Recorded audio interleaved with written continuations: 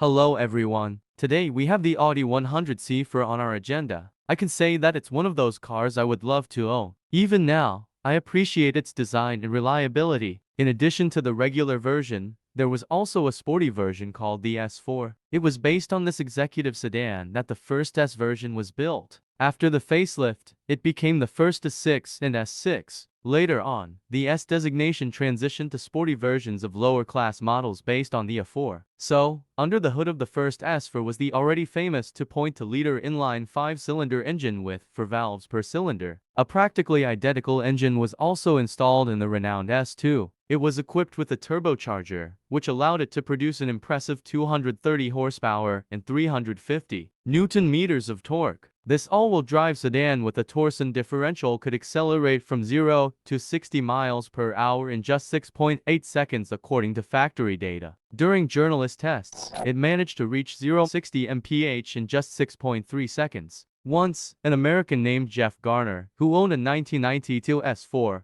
turned his Audi into a record-breaking car thanks to the efforts of the company Foring Performance Engineering. But before achieving that, the engine underwent extensive modifications. It received custom racing pistons, modified connecting rods, a new engine management system, and ignition coils. The fuel system, intake, exhaust, and clutch were naturally also modified. Further modifications were made to the cylinder head, and of course, the engine received a massive turbocharger. All these modifications allowed the engine to initially produce 730 horsepower, and later on, an unbelievable power output that is hard to believe, 1,100 horsepower, all from that legendary 5-cylinder engine. Jeff Garner had a purpose for extracting such power from the engine. His goal was to set a world speed record among sedans. As the location for his record attempt, he chose the true mecca of speed, the dried-up salt lake known as Bonneville, where automotive records are set. The flat salt surface of Bonneville allows record-setting cars to reach speeds of over 1,000 miles per hour. To improve aerodynamics on our C4,